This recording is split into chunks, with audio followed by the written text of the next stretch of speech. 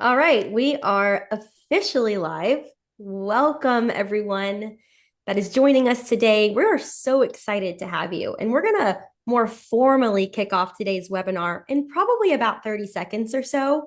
I like to give everyone a little bit of time to transition in from whatever you were just doing, a meeting, yoga, whatever it is that you were just doing. Come on in, join us, take a seat, and let us know in the chat box. Let's get our fingers warmed up because today we're going to have lots of opportunities to talk with one another through the chat box, through the Q&A box. But let's use the chat box. Tell us where you're dialing in from. Tell us where you're zooming in from. I'm in Tampa, Florida. Liam, where are you today? Because you're usually like in a different city every time we talk. I've been home for about 36 hours. I came from Key West. I'm in Arizona and I'm flying out to New York in about it's a red eye, 12 hours. We're 12 hours out from New York. So yeah, I'm glad to be home and excited to be with you, Diana. Oh my gosh, I'm so excited to be with you. And you also deserve a formal introduction, which I will give in just a second. Looking at the chat, we've got a lot of folks in here today, hundreds of you. Austin, Texas, Salt Lake City, Golden, Colorado. Andrew, I used to live in Arvada. I love Golden. Omaha, Nebraska. Tampa. All right, Michael, we should go for coffee sometime. I'm in Tampa too. Iowa, Jensen. Spartanburg. Jensen's in Holland. Jensen, shout out Grand Rapids. That's my hometown. Ah, so cool. Alpharetta, Georgia. Went to school in Atlanta. I know a lot about Alpharetta, beautiful area. Orlando. Ah, wow. We have advisors from across the map joining us today, which is really exciting. And even though we're all in different places, this type of content is truly what unites us. So I think with that, Liam, let's go ahead and formally kick this off. Hello, everyone. My name is Diana Cabrices. I'm the Chief Evangelist at Jump. And today I am joined by Liam Hanlon, who is our Head of Insights and a total data analyst, researcher, rock star. And so much of what you're going to learn today truly stems from his work and what comes out of our product. If you've never heard of Jump before, Jump is an AI powered operating system built for financial advisors and advisory firms. We support firms of all sizes. And our goal with our platform is to help you save time, deepen relationships, and grow AUM. So if you've never heard of us before, we're really excited to have you. We also know we have a lot of Jump users joining us today. So thanks for tuning in. Liam, thank you for joining me today on this webinar. Of course, and you already did my introduction justice, so I have nothing more to add, but excited to be here. Excited to be with all of the crowd and the chat. Absolutely. So I just want to cover really quick before we get into the content, a couple of quick housekeeping items. Number one, we're going to use the chat box today to do some exercises together. If you have comments, concerns, anything you want to share, chat box is a great place to do it. For questions, we will also have a live Q&A at the end of the session. My recommendation is throw those in the Q&A box. You should see it down on your panel screen. Q&A box will let us be a little bit more organized with your questions because there are so many of you here today. Highly recommend you use the Q&A box for any questions. We also have some Jump team members on the line supporting the Q&A box live. So while we may not be able to stop in the moment and answer a question, or we may have so many during that live Q&A, we won't be able to get to all of them. We do have some folks on the line live ready to answer your questions. Okay, you're all here to learn 4 ways high EQ advisors lift client sentiment based on today's advisor trends. And this is a really important topic, and I'm so excited to dive into this with you. We have a quick agenda. We are going to talk about some data first. We want to lay the foundation. How are we tracking client sentiment? What are the inputs? What are we finding across higher EQ advisors? And then we're going to roll right into the actual playbook portion of today's session, which is the 4 strategies to lift client sentiment. That'll be interactive. Can't wait to hear from you. And then finally, we would be remiss if we didn't cover how AI operating systems actually help you and play a role in sharpening your EQ skills, which is absolutely possible and more possible than ever now that we have so much awesome data at our fingertips. And then, as I mentioned, we'll get right into the live Q&A. All right, first things first, if you registered for this webinar and you saw client sentiment, let's talk about that. Client sentiment, how are we measuring it? What is this client sentiment index that Jump has created? It is a proprietary index created by Jump based on our advisor platform, and it measures how clients feel at the start of a meeting and at the end of a meeting. And we use a very simple 1 through 10 scale to quantify your client's emotional state and how that's actually changing over the course of the conversation and what's actually changing it. It's generated through natural language analysis of conversational data, capturing confidence, anxiety, clarity, and just overall financial mindset. Liam, anything you'd add there about the data? No, I would say it's pretty simple in theory. What's amazing is we've never before had the ability to capture this type of data. Forever, we've relied on metrics like NPS or CSAT scores, and there's tons of flaws in how we collect that. Number one, we really only send it to people that we want to send it to because we're afraid that metric is going to be meaningful in some type of review. And number two, people don't really answer it. And when they do answer it, they just fill it out as quick as possible. Nobody wants to, I've never once filled out a survey and like really taken my time and been like, Yep. I hope that I get this right for the data on the back end of this survey. So that's the problem with those sentiment indexes that have existed in the past.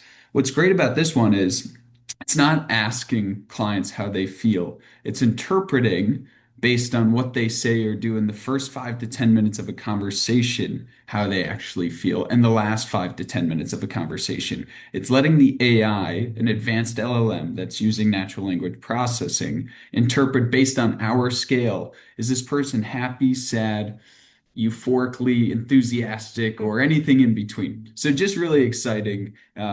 It's advanced on the back end, but really simple on the front end, and just exposes us to a data source that we've never had access to before. And I think that is, like you said, what's most exciting here, right? Is thanks to AI, we have the capability to do something so unique and then now leveraging it to make advisors better, to deepen those relationships. And that's why everyone's here today. Now, as you measure client sentiment index on the Jump platform, this chart kind of shows, what's happening at the start of the meeting versus the end of the meeting. As you just mentioned, Liam, talk us through this real quick. Yeah, so we take small samples throughout the year, um, and we measure on average how often or what is the sentiment at the beginning and the end of the meetings to see how it ebbs and flows, right? The seasonality of it or macroeconomic impacts. What's interesting is we'll then run correlation analysis to see is there a correlation between sentiment and market movement or other indexes? Before I jump into our findings there, what you can see here is the dark blue line at the bottom of this chart represents the average client sentiment at the beginning of calls from November of 2024 to October of 2025. And it's about 6.4, 6.5, I would say, on our 10-point scale. The average ending sentiment is about 7.5 or 7.4. So the great news is advisors are really good at their jobs. So Mhm. when clients enter meetings, they almost always leave with higher sentiment than when they came in. But you can see the ebb and flows, right? How this chart dips down in March and April. I'm sure if we asked the chat what was going on in March and April that had your clients so anxious, I think all of them would know or all of them would assume it is the tariff mania that was going on. And that's correct. And so you can see how big of an impact tariff mania had on those months. What didn't have as big of an impact was the stock market, We ran correlations to see, does client sentiment follow the stock market's movement? And although the stock market was dropping during these times, you can see it's a bit random at other points in the year. It's really macroeconomic events and life events that impact client sentiment and causes these ebbs and flows through the year. Diana, Yeah, thoughts? and we're in April right now. So I'm sure most of you on the line, as you just mentioned, you would agree there's a lot going on with your clients right now versus back in November, December, the holidays when sentiment is usually a bit higher and we're not starting new things or opening, new accounts or projects. We're kind of wrapping up and we're in a happy place. What are we actually measuring to, get this sort of EQ, like how are advisors impacting client sentiment and what EQ skills do they have to do so? That's exactly what you're seeing on the screen here. So the four inputs considered are talk time as a total share of dialogue. So the ratio there between you and your client and how often you're talking versus them. Number of open-ended questions asked, which usually allows for your client to talk more, number of empathetic statements made, and number of emotional check-ins. And there are an optimal number here based on the data. There's an optimal percentage of talk time. And actually, it looks a little bit different, for example, with a prospect versus with a client, right? There's an optimal time to ask open-ended questions and an optimal number of open-ended questions to ask, empathetic statements, and so on. And that's certainly what we're going to cover today. Now, what I find very interesting in this data is we can see, where are advisors ranking on this emotional intelligence score? And we rank from 1 to 5, 1 being the highest, 5 being the lowest. And I agree with you, Liam. Advisors are good at their jobs. Clients do leave happy, but there's always room for improvement. So we can see here only 10% of advisors fall in that highest rank of EQ based on these inputs we've just measured. And most advisors fall on that third rank, around 35% of advisors are falling there. Any thoughts here, Liam, before I move on? No, I would say this is a normal distribution. So when you allocate any population, this is what you want to see because that means you're correctly capturing the top 10% and the bottom 10%. And advisor emotional intelligence is a proprietary index that we've created. Diana just showed you guys the inputs. And if you go back one slide, Mm-hmm. talk time, a share of talk time, and we'll get into this a little more.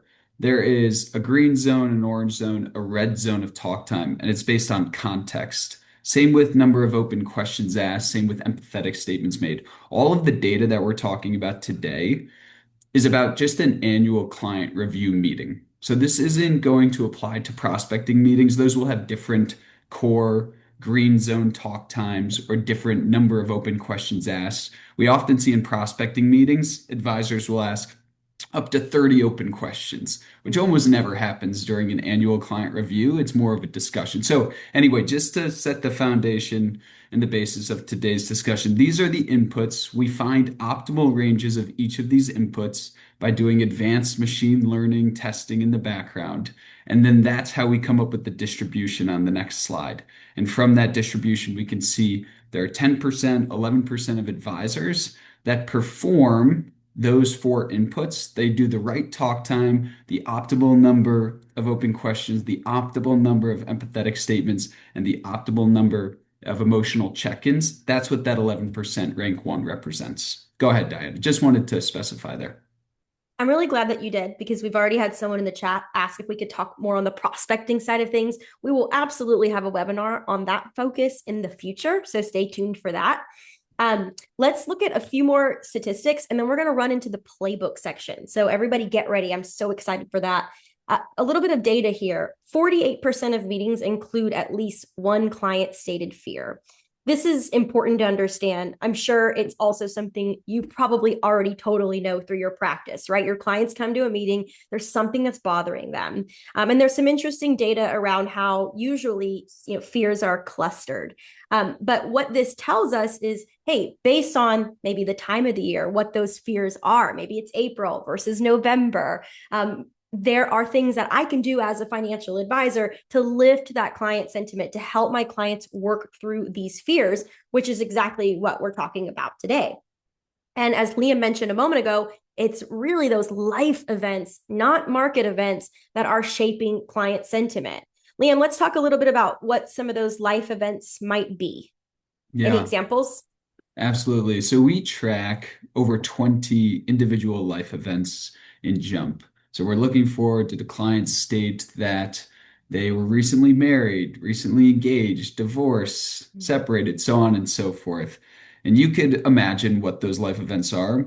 It's not inclusive of every life event that's ever happened, but we believe it covers most of the major life events that could impact a client sentiment. One of them is married and engaged. Another one is taking on elder care, right? Something that's very popular. So we tried to cater the life events that we measure to the demographic of the audience, the clients of wealth managers in the United States, which happen to be 55 to 65-year-olds, people who are transitioning from their accumulation stage to decumulation and have very aging parents who are transitioning to a different stage of life. They're already in decumulation, and now they're leading towards healthcare and some of the more complicated aspects of life. So those are the life events that we track. Yep. And we also track, when are life events being discussed by month of the year and the proportion of those conversations that are including these very specific life events. So you can see here on the left-hand side what the life event is. Up on the top, you see the month. And then as things start to, these squares here get darker, it's more common. So if you know Yeah. this, right, if you're empowered with this information, then you're more prepared. You're anticipating, hey, during these months of the year, I know I need to make sure I'm more intentional about, making empathetic statements and asking more open-ended questions and talking through goals in life versus just the technical side of what we're doing. Liam, any thoughts here?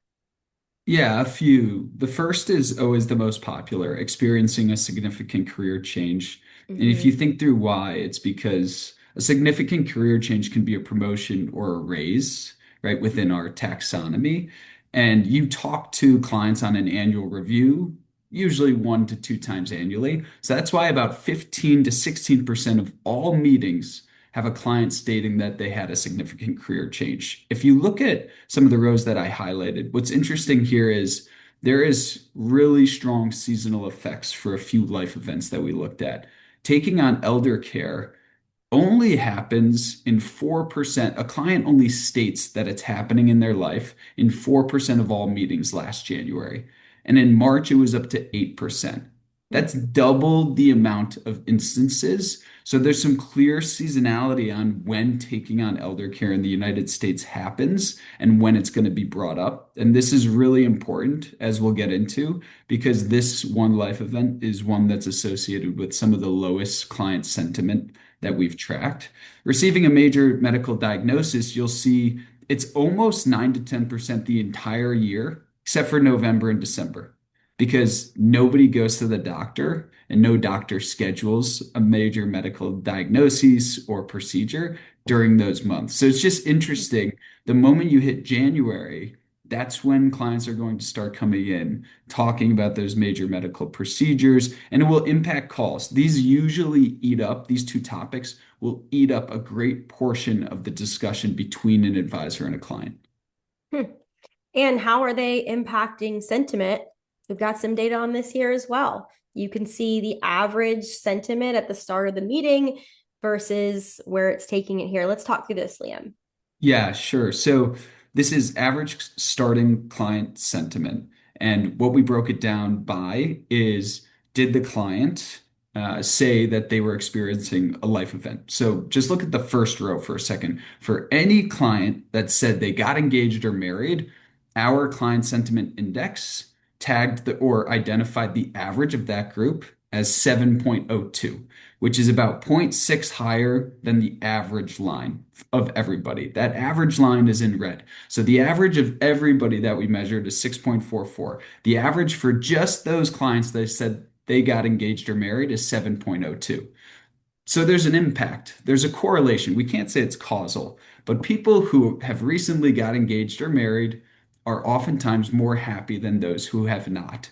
And the funny part about that one, that advisors always get a chuckle with me about, is the last one on this index, or the life event that is associated with the lowest starting client sentiment is separating or filed for divorce. So there's a little dichotomy. The same one thing Right. in life, marriage, is causing the happiest and unhappiest moments of these clients. But why this is interesting is I just highlighted on the slide before two different rows, major medical diagnoses and taking on elder care. Those are the last fourth and the third and fourth row on the bottom of the screen here. You can see both of them are associated with lower than average starting sentiment. So those are happening right now. They're becoming popular. Clients are talking about them more frequently. And because they are, they're going to come into meetings with lower sentiment than average. That's why this is so important to understand.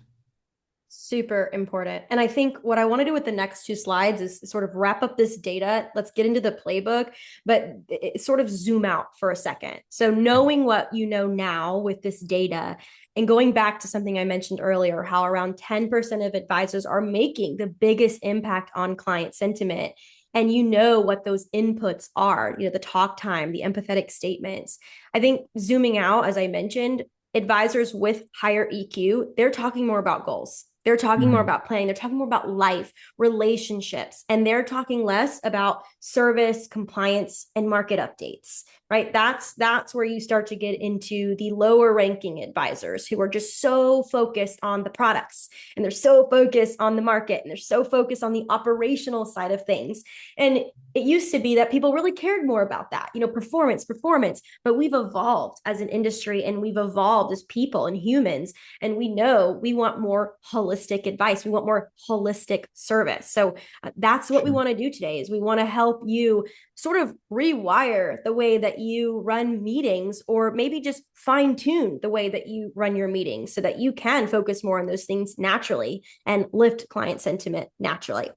Last Yeah. slide here, advisor time allocation. So again, just based off what I just said, based on the rank that you're at in that EQ ranking system from 1 to 5, you can see here who's spending more time on goals and planning versus who's not, right? And again, as you move through the ranks, you see less and less advisors focusing on those Mhm. goals and planning. So we'll wrap this up here, unless Liam, you absolutely want to add anything in, and we'll move into the playbook section.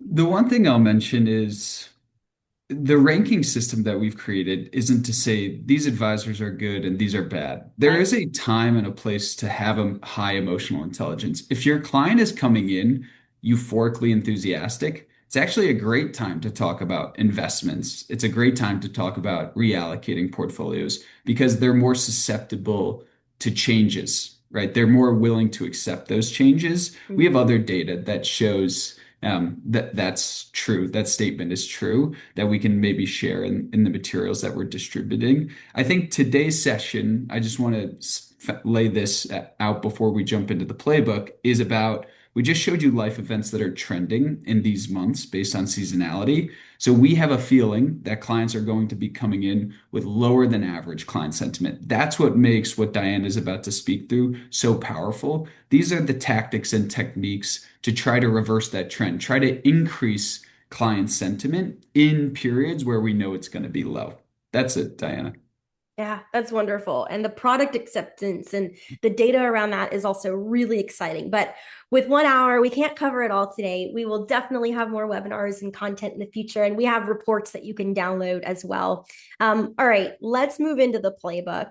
This is actually one last slide, but it just shows, again, based on that ranking, what's the starting average client sentiment? What's the ending? We want more of you to fall in that top rank. So that's exactly what we're going to focus on. And we're going to start with strategy 1. Now, before we go through this, I'm just going to do a really quick check on the chat box, on the Q&A box. Looks like we have some awesome questions. One, I will just address really quickly. Will these slides be available to us after the meeting? We're happy to share these slides with you. So if you are here, you'll get a follow-up email with these slides. No problem at all. Thanks, Sabrina, for asking that for everyone.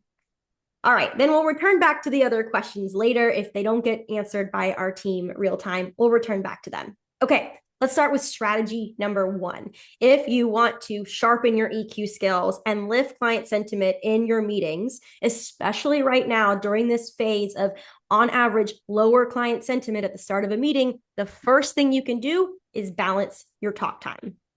Higher sentiment meetings tend to have more balanced dialogue. And lower sentiment meetings tend to skew towards advisor heavy talk time, meaning that advisors are talking too much of the time and clients are not.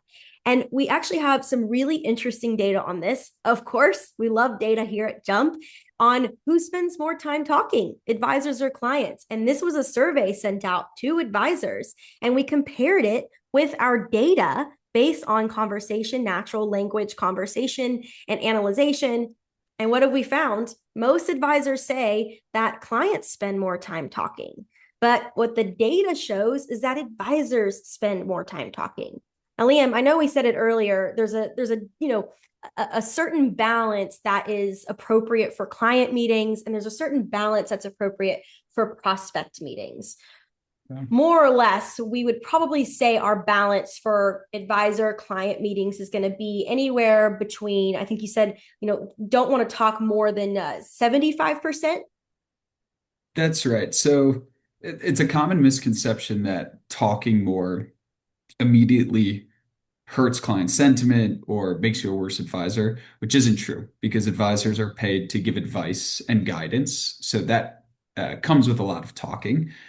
There are ranges though. And so anything above 65% talk time starts to expose a correlation with negative sentiment. Anything above 75, that correlation becomes stronger. So if you're talking more than 3/4 of a meeting, and this is for prospecting or a client meeting in general, but either or, if you talk more than 3/4 of the time, you start to see the correlation be exposed that sentiment is dropping as talk time is rising from 75 to 85%. So that's what we find. And it's a correlation, not causal. So we can't say for certain that if you talk more, your client's sentiment will drop, but the correlation is quite strong. And so the relationship, we're confident in the relationship that exists there. Super helpful. So what can you do? There's a few tips here that I want to run through. And then I have a poll to launch to ask all of you how you're approaching this. But first things first, when you ask a question, you ask it and then you stop talking. Right? I know a lot of times I even find myself doing this. I'll ask a question, and if there's just a little gap of silence, I feel like I need to come in and fill that gap, right? You want to avoid the social awkwardness with clients, but that is the opposite of what we should be doing, and really what advisors should be doing. And I've worked with advisors before who've done this exact thing where they ask a question. I haven't had quite a moment to think about it, and then they maybe ask two more. So, for example, instead of saying, how are you feeling about the market? Are you concerned? Do you want to adjust anything?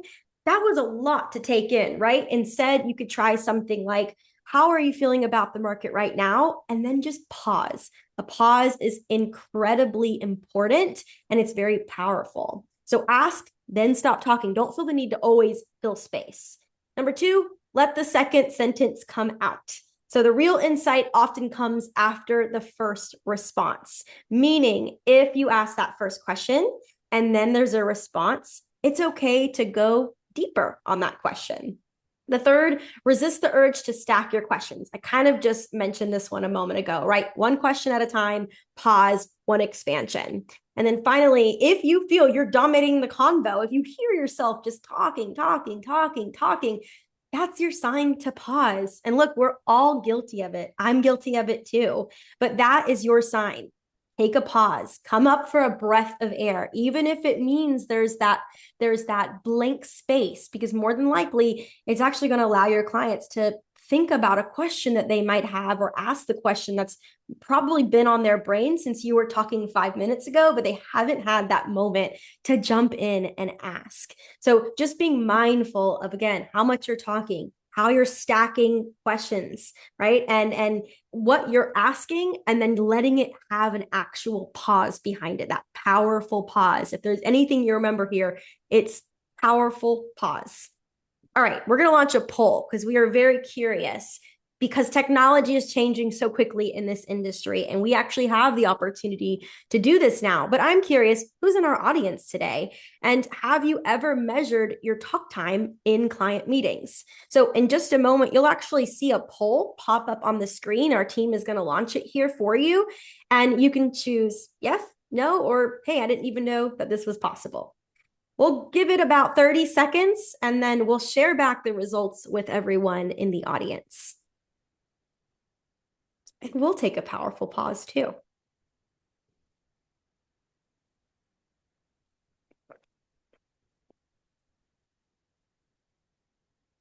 All right, it's a good time to also check the Q&A box. Wonderful. Looks like lots of you are getting your questions answered. All right, we'll give it maybe 5 more seconds for you to jump in and take the poll. Okay, we'll go ahead and share back the results with everyone here in the webinar. And wow, this is great. It looks like most of you are or have measured your talk time in client prospect meetings.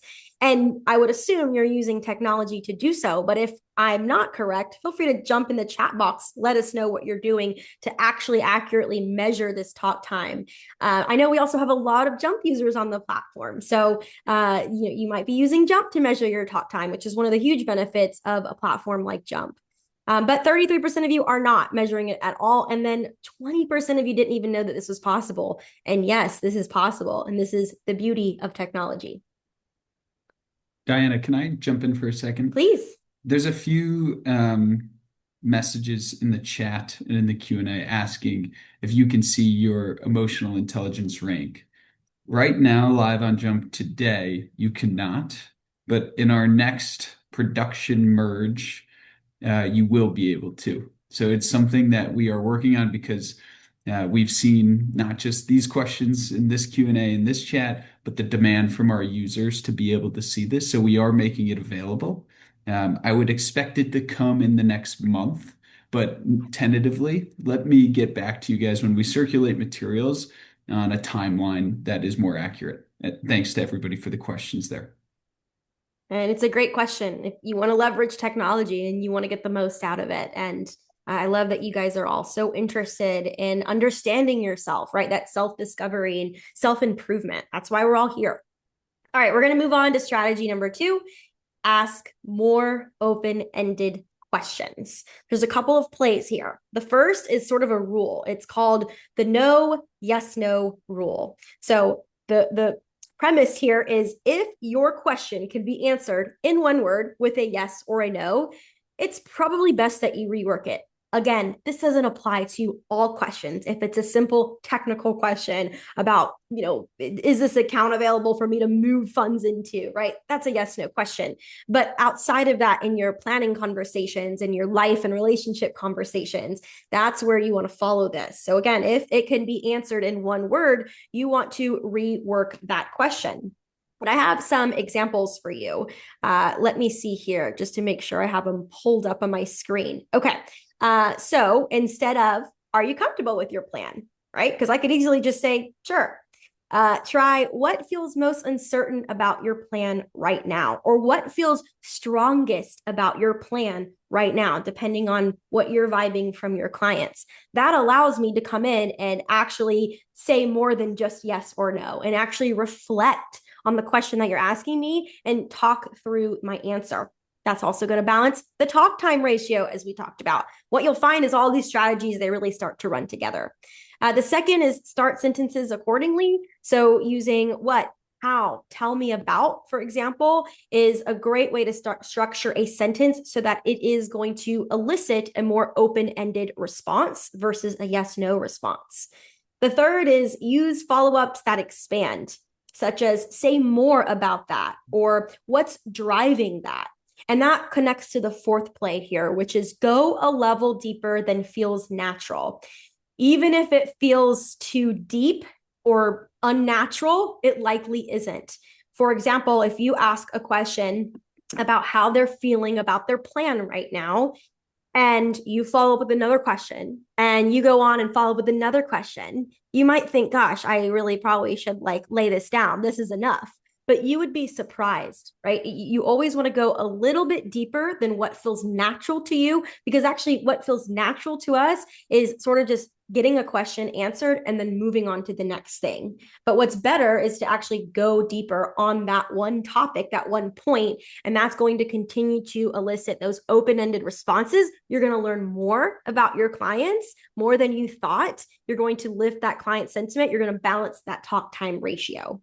What I think is really cool here, when Liam and I met yesterday to make sure we felt good about the content we were presenting to you today, is what's happening here with these open-ended questions. If you're using a note taker like Jump, an AI assistant, your operating system in your meetings, what you're doing when you ask open-ended questions is you're giving that note taker more context.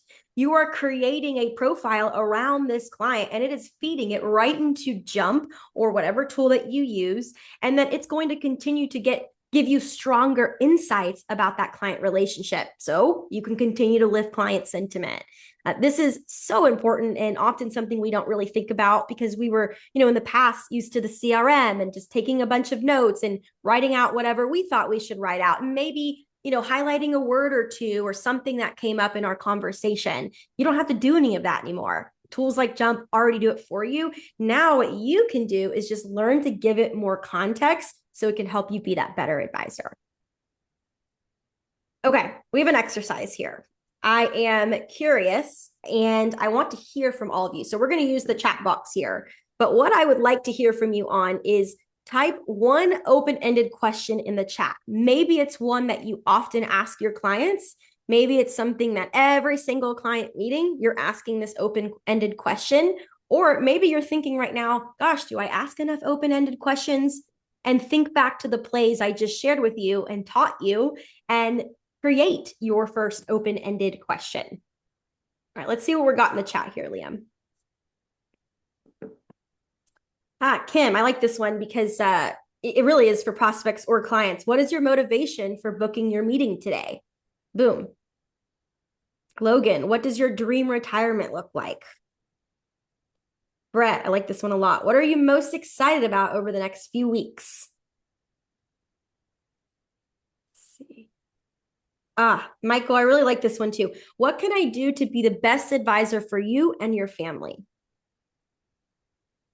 I really like Joe Esposito said, tell me about your friends that are unsatisfied with their advisor. The reason I like that Yeah. is it's actually a behavioral tactic that Joe is employing Yep. that gets people to answer the question more honestly. If you reframe it as, why would your friends not do something? I forget the exact hypotheses behind that, but super powerful, Joe, and very cool. Totally agree. And what a great opportunity to potentially pick up some new clients, potentially get a referral, There you go. and talk through those pain points. Tell me what you're most excited about for the upcoming year. Sarah, I think this is such an important question, just looking ahead, right, with your clients, so you can, again, anticipate what they're going to be going through and how that might change their sentiment when they're coming into meetings with you, and how then you might change your approach to that meeting.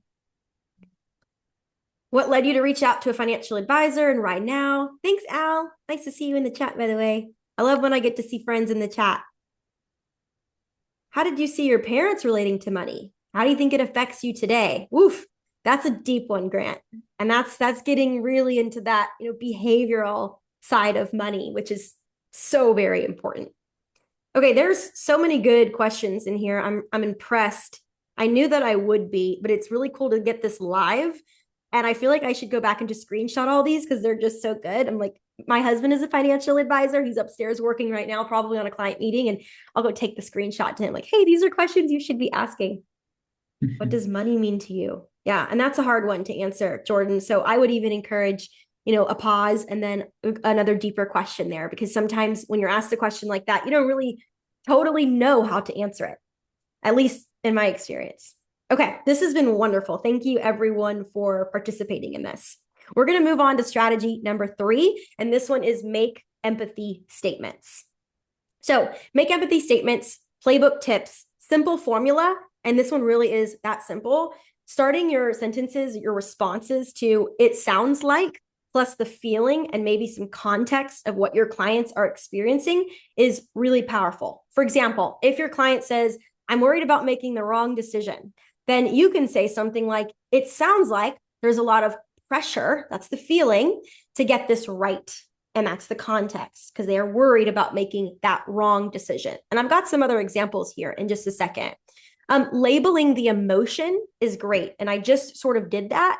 So whatever that emotion is it stress? Is it excitement? So when you respond, it sounds like that's something stressful, or it sounds like that seems really exciting. You're essentially just acknowledging whatever emotion that they have. And when you do that, you let them know you're listening to them and that you can relate to them.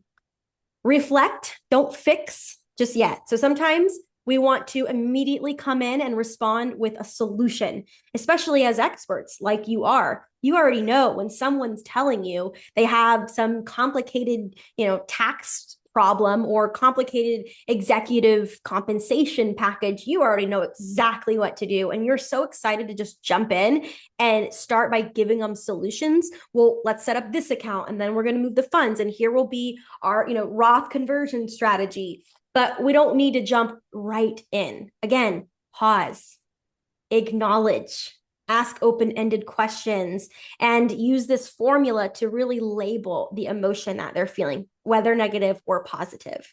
And then finally, be specific. We all know that generic empathy, it just feels pretty fake, right? So be specific, acknowledge exactly what they're going through, right? Labeling that emotion and, involve the context and the feeling around it. And if you can, create a relatable statement that maybe you went through something similar, right? Relatability is at the heart of why people want to continue working with people.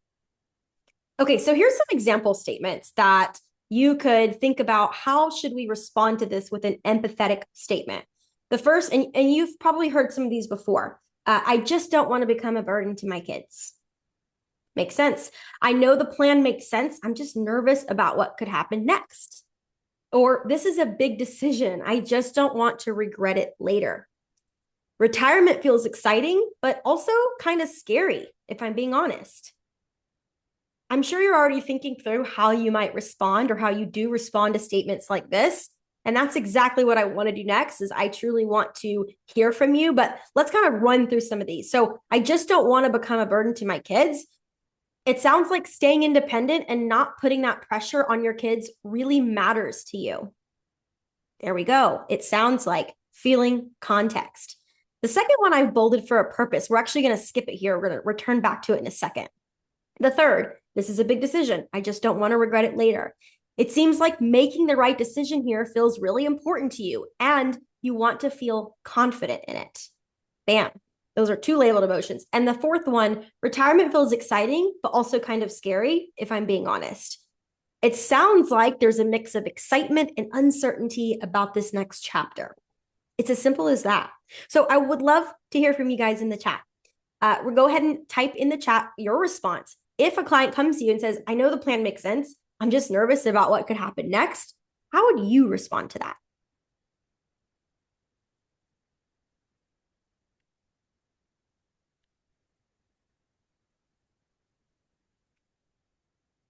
I know this one might take a few of you a little bit longer to type in the chat. Noah, it's as simple as that. Tell me more about that. Now, that is a great response. And you can also, again, think about the structure that I gave you, which is, we'll go back here a slide. Oh. Okay, well, I'm not going back. I'm going forward. Here we go. It sounds like feeling and context. But I want to hear what you're doing now. For that to happen, what will need to go right or wrong? That's a great response, Ryan. Brett, tell me more about what specifically makes you nervous. Ryan, it's normal to feel nervous about the unknown. Love that. Very validating. And then he says, is there something specific about the plan that makes you feel that way? So you're really drilling down. Brady, the future is uncertain, which can make us nervous. You're not doing it alone. We'll be here for all the ups and downs and look for the stress points along the way. We're here to hold your hand. That's really what you're saying there. Noah, tell me what's not making you nervous. That's excellent. And Kim, thank you for using the structure. Kim says, it sounds like you have thought about this at some point. How can I make you feel more comfortable? And we'll read one more here. Robert, I can relate to this being anxious on this new chapter. I'm here to advocate for you on this journey. So many good ones here. Thanks, guys, for jumping in and participating. And hopefully, our goal here with this is that you're also helping other advisors in the room here think about ways that they might make more empathetic statements, ask more open-ended questions, balance their talk time more.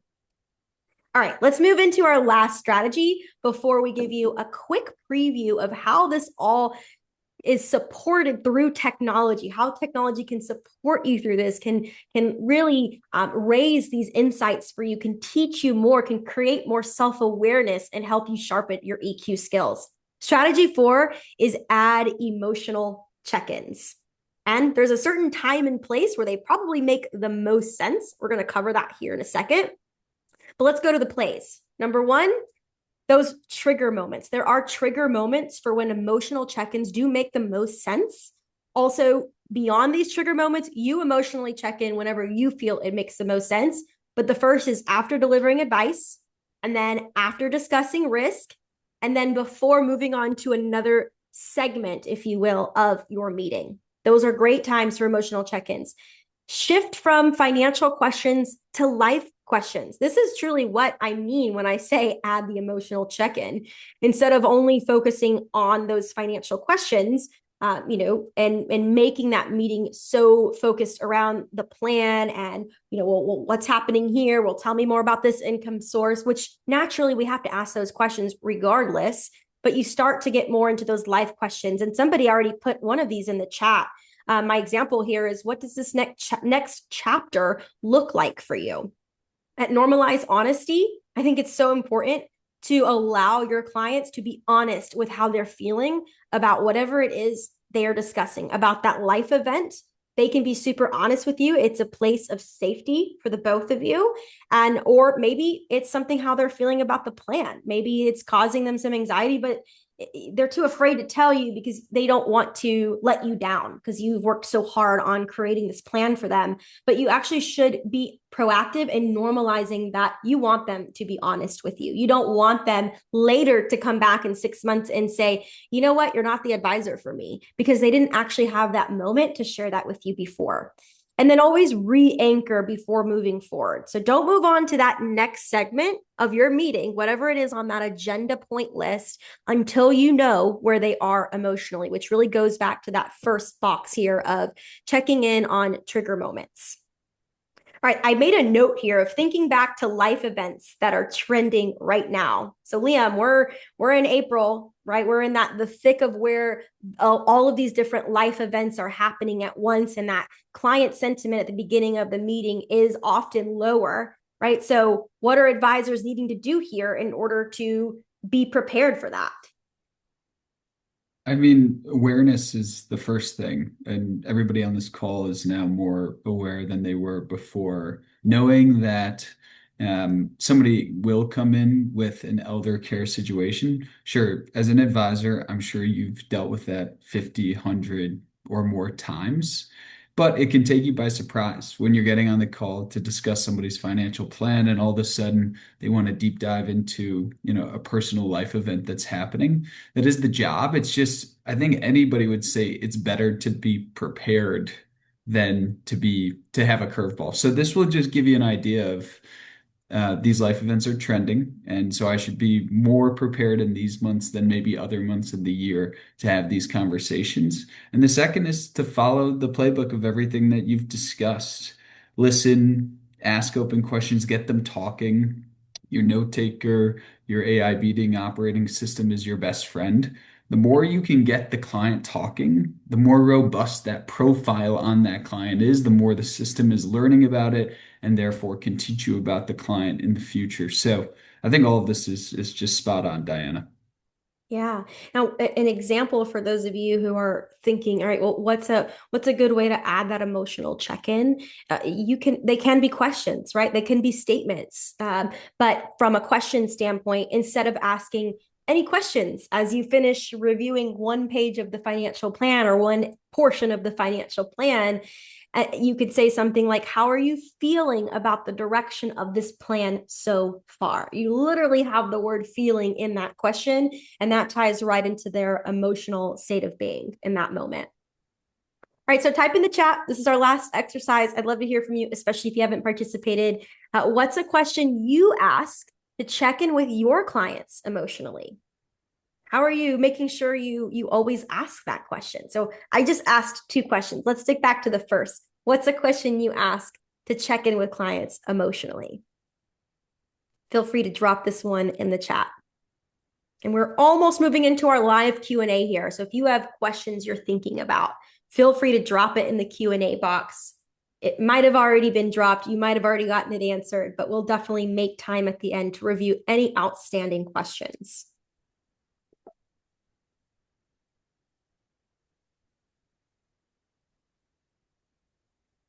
We went over, so we have one here from Mila. We just went over a lot of information. How is this sitting with you? I like that one.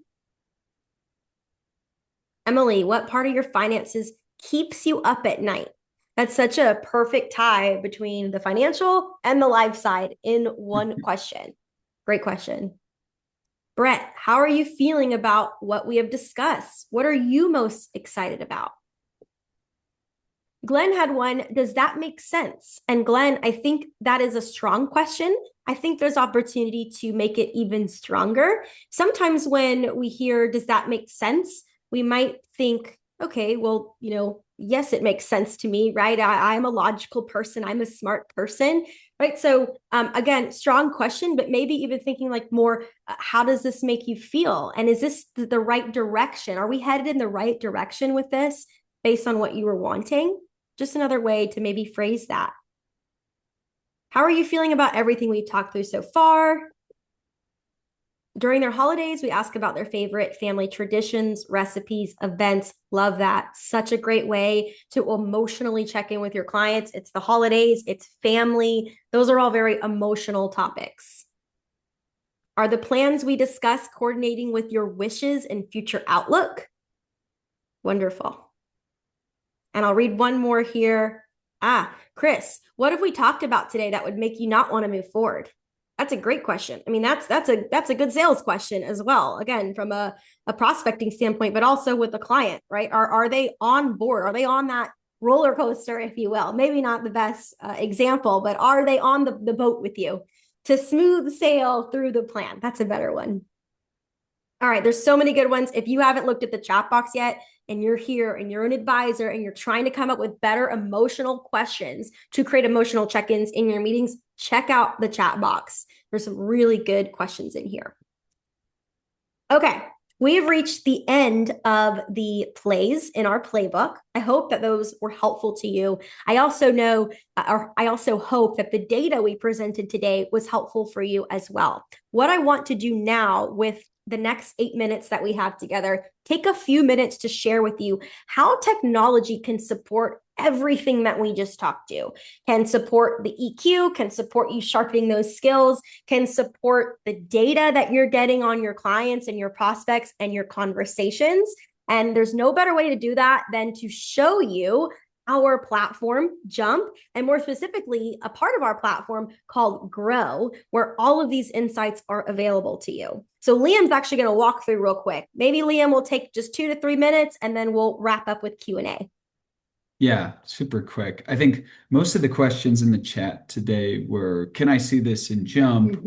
Or how can I see this in Jump? So we'll spend 90 seconds on this. And then if you want to do a deeper dive, I think we'll have links to set up a demo with some of our employees that are better suited than me to show this off. I'm not a demo person, but let me share my screen. Is that okay? And actually, Liam, just one quick second before you share your screen. For anyone that just needs to hop off to go to the next meeting, totally understand. two quick pathways for you here. You can start your free trial. There we go. Celebration of a free trial. You can start your free trial. It's a 14-day free trial of Jump by scanning this QR code. We will also now drop a link in the chat for you where you can click that. If you're just on your desktop, you don't feel like scanning a QR code. We're dropping a link in the chat right now to everyone where you can click and start your 14-day free trial of Jump. You'll also find on that page where you can book some time with our team, book a demo to go a little bit deeper.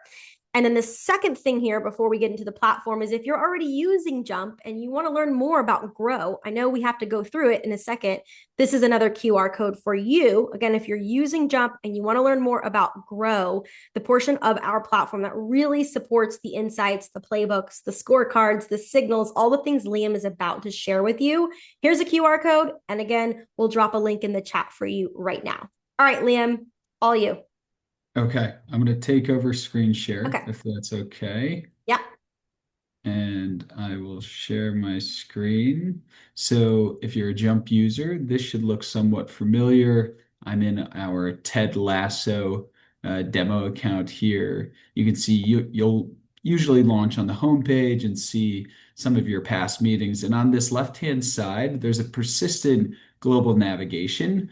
And Insights is the tab that we're looking for. Now, Insights, I think, are available, the tab at least, to all or most, but you need to have the Grow package in order to see the features that we're going to walk through. So if I click on Insights, where you'll start is a dashboard. This dashboard will show you some of the most useful information that can be gleaned from the conversations that you and your clients are having, such as what's trending? What are the topics that your clients are bringing up in the past 30 days? And you can change that time period versus the last 30 days or the last 90 days, so on and so forth. You can also filter this by meeting. So if you only want to know what's trending among prospects or just in client reviews, you can make that change. We'll show you trending objections as well, which is actually more useful for just prospecting conversations, but you can start to learn right away what are the reasons and quantify what are the reasons and what are the most frequent reasons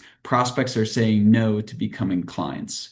You'll scroll down and you'll get a ton of other information. We talked about talk time today, and people ask, can you see this? You can see it on your analytics tab for each individual meeting that you have, but you can see it here on the Insights tab for all of your meetings. So you can see TED Talks 66% of the time. That's in the green zone. You can also see how you're allocating your time in that same taxonomy that Diana reviewed. You're spending 60% on goals and planning, so on and so forth. And here's that client sentiment that we talked about. So TED has a starting client sentiment of 5 on that proprietary scale and an ending sentiment of 5.9. Again, this is all fake data. It's between Ted Lasso and Fred Hatch. But there's two other things to show you. One is scorecards. Can be applied at the firm level, and you'll be able to see based on frameworks such as you will have a prospecting scorecard that says you should do this, this, and this. Maybe it's talk this amount of time, ask this amount of open questions, so on and so forth. You can see how well you adhere to those scorecards. You can click in. Each row represents a meeting in this case, and I can see this client review meeting scorecard has the components of setting an agenda, next steps, asking about goal progress, doing a portfolio and investments review. I didn't do so well on setting an agenda and next steps in this case. It's a 4 out of 10. I did well on goals and progress, a 7.5 out of 10, and it explains to you why you get the score that you get. And the last thing that I'll show you is signals, even though there's more than just that on our Insights and our Grow functionality. But again, get a demo so that you can get a deeper dive into this. But signals is really interesting. On every conversation that you have, what signals will do is capture moments in time that are opportunistic. In this case, generational wealth is the signals that we want to capture. You can make those signals yourself. So I want a signal to capture every generational wealth opportunity that comes up. whether I know it's a generational wealth opportunity or not. And so you can see in my 2026 check-in with the Brady family, the client raised an unfinished estate plan. And so now I know that is categorized and prioritized by a score. This is a huge signal for generational wealth and one that I should follow up on. I can jump to that meeting and go and see the details of that signal, which will live in my automations tab over here as well. Okay, that's the 90-second or maybe 120-second version, Diana. Let me pass it back to you. That was wonderful. Thanks so much. All right. So I'll just pull back up this slide here for those of you who are anxious to book a demo, start a free trial on the Jump platform. And then go to our questions. We got a couple questions. In fact, I just want to shout out the Jump team because they did such a good job live during this session of answering everyone's questions in the chat. Thank you. Mila asked, does Jump overall know what questions that top advisors are asking to help with the client sentiment? Liam.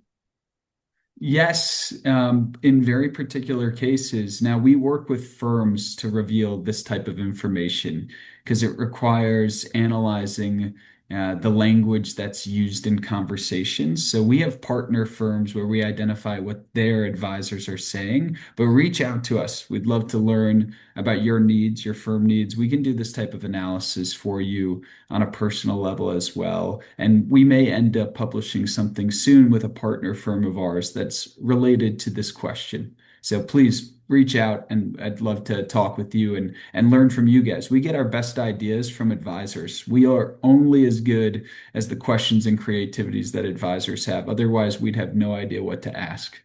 That is so very true. And I love that you said that because I'm ending on this slide. Just a couple of comments that we've gotten from some of our advisors. We have over 30,000 financial advisors using Jump.